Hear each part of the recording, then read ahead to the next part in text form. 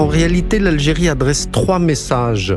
Un message à Boualem Sansal, intellectuel, un message à la France, c'est-à-dire le Maroc, etc. Ça veut dire concrètement, vous voyez, Boualem Sansal, il avait demandé la nationalité française, il a eu la nationalité française. Vous voyez, ça ne sert à rien en réalité. En plus, cette arrestation, elle s'inscrit dans une séquence de dégradation de la relation franco-algérienne. Il y a eu la lettre du président de la République au roi du Maroc sur le Sahara, il y a eu la visite d'État. Il dit en gros que le nord et l'ouest de l'Algérie appartenaient autrefois au Maroc. L'Algérie, c'est un petit truc, dit-il, par rapport au Maroc qui n'a jamais été colonisé par les Ottomans. Et Boualem Sansal lui-même, aux yeux des Algériens, avait franchi la ligne rouge. Encore une fois, il est français.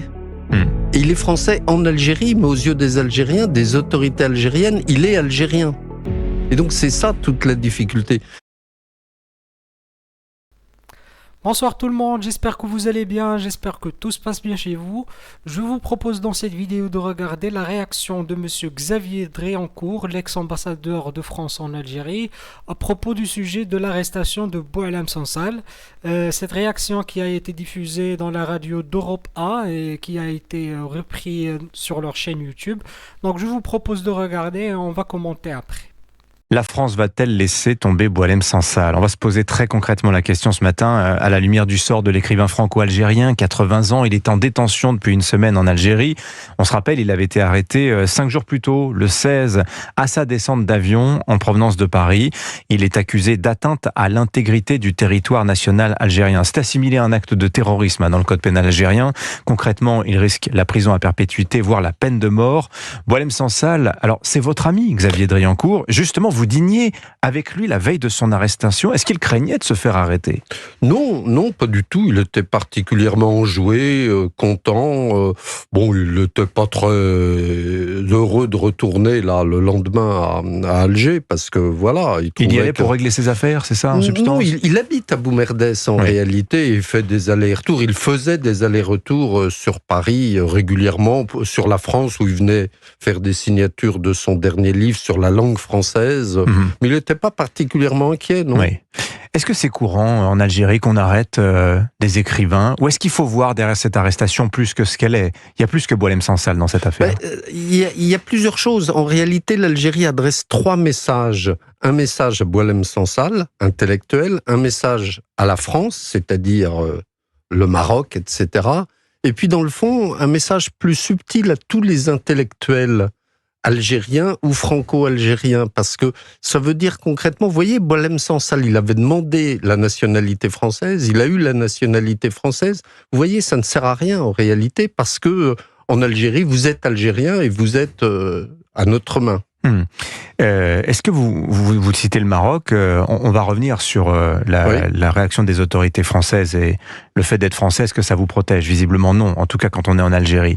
Est-ce que vous voyez un lien clairement entre le réchauffement des relations avec la France avec le Maroc et l'arrestation de Boualem Sansal ? En quoi effectivement la marocanité du Sahara occidental qu'a reconnu la France pourrait être la raison de l'arrestation de Boualem Sansal ? Oui, bien sûr, il y a un lien, mais en plus cette arrestation, elle s'inscrit dans une séquence de dégradation de la relation franco-algérienne. Il y a eu la lettre du président de la République au roi du Maroc sur le Sahara, il y a eu la visite d'État au mois d'octobre au Maroc, et puis il y a eu le prix Goncourt attribué à Kamel Daoud, qui est un peu la goutte d'eau qui a fait déborder le vase. Pour son livre Ouris. Son livre Ouris sur la décennie noire, sur la guerre civile algérienne, qui, par la force des choses, place la guerre de libération, la guerre d'indépendance de l'Algérie au second plan.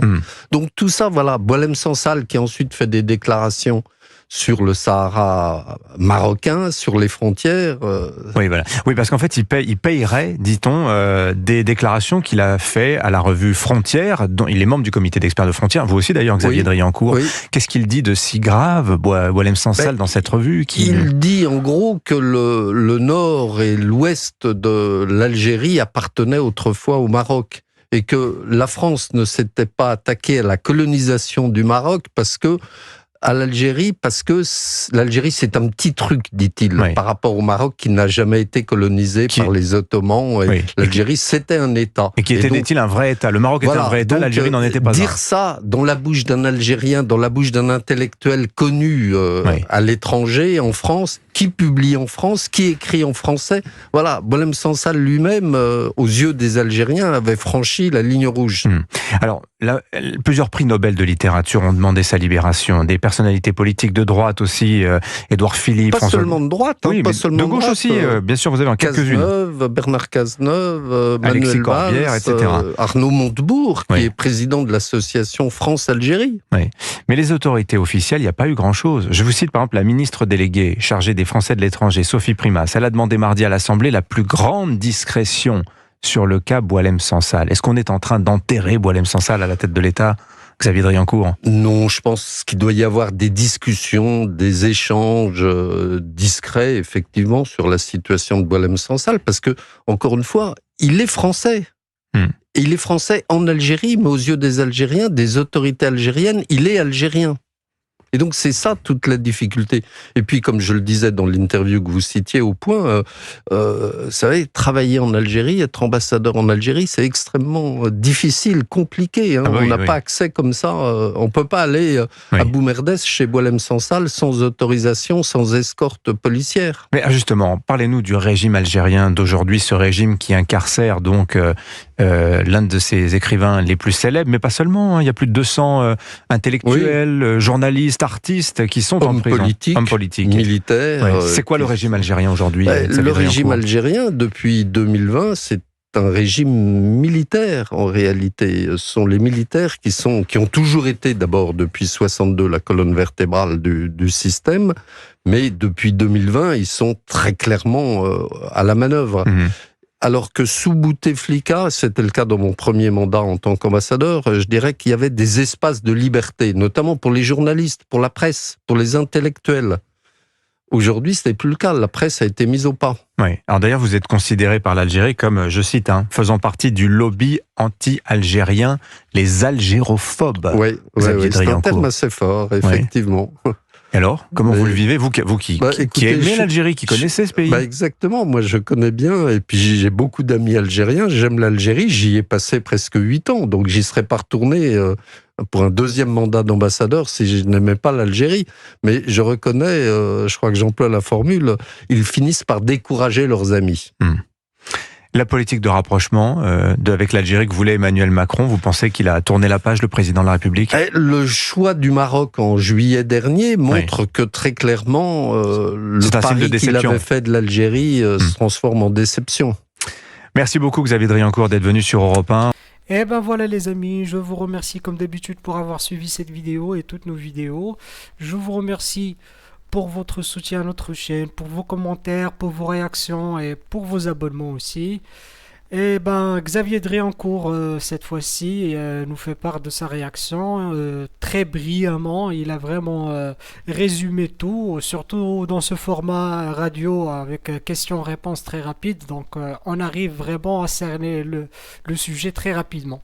Donc déjà, ce que j'ai retenu et ce qui est vraiment très important, c'est que les messages du régime algérien qui adressent à la fois aux opposants algériens comme quoi j'ai une main mise sur vous et j'ai vraiment une influence, je peux vous nuire comme vous pouvez voir le cas de Boualem Sansal, et aussi aux franco-algériens plus précisément que la nationalité française est enfin pas grand chose en Algérie, ça ne va pas vous protéger si le régime algérien vous atteindre, et surtout si vous venez en Algérie, il va pouvoir vous incarcérer très facilement.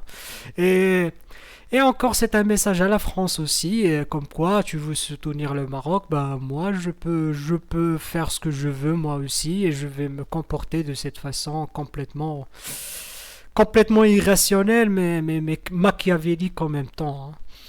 Donc c'est là où tout le génie du régime algérien, c'est qu'il arrive à mettre ses adversaires dans des situations parfois aussi très délicate, où il faut vraiment une grande diplomatie et il faut jouer un jeu vraiment très très brutal à la fois et vraiment il faut se mettre dans la boue avec ce régime pour pouvoir s'en sortir en fin de compte. Donc c'était ça en fait et aussi du fait que Monsieur Xavier Driancourt encore a vraiment illustré le fait que toute la difficulté dans ce dossier, c'est que c'est un jeu de souveraineté qui se joue en fait entre la France et l'Algérie.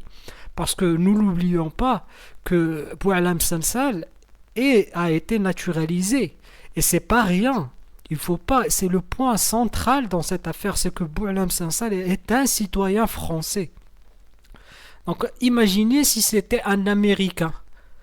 On aurait déjà entendu des déclarations de guerre directes. Mais vu que c'est la France et vu encore plus que c'est la France avec l'Algérie, donc il y a des sensibilités dans cette relation qui sont vraiment très fortes et c'est pour ça que la France vraiment a de la peine à protéger un citoyen français carrément. Donc là, c'est là le jeu qui se joue en fait, et c'est un jeu très dangereux, c'est un jeu très difficile. C'est question de souveraineté, c'est question de l'image de l'État et de la force de l'État même qui est mise en question en quelque sorte. Parce que quand l'Algérie va emprisonner un citoyen français et qu'elle ne considère même pas français, donc c'est qu'elle ne considère pas la France comme un État directement. Voilà, je m'en fous qu'il soit français ou qu'il ne le soit pas. Pour moi, c'est un Algérien, ça serait toujours un Algérien et je vais le traiter de tel. Donc là, c'est un degré de complication qui est vraiment très difficile dans cette histoire et on va voir comment ça va se terminer. Et je crains vraiment que Boualem Sansal soit vraiment c'est une victime d'un très grand conflit géopolitique qui le dépasse vraiment. Et ben voilà, Xavier Driancourt a vraiment très bien résumé la situation et il a vraiment mis le cadre sur ce qui est en jeu véritablement dans cette affaire. Donc voilà, je vous remercie comme d'habitude pour avoir suivi cette vidéo et toutes nos vidéos et je vous remercie pour votre soutien à notre chaîne et à la prochaine dans une nouvelle vidéo. Au revoir tout le monde.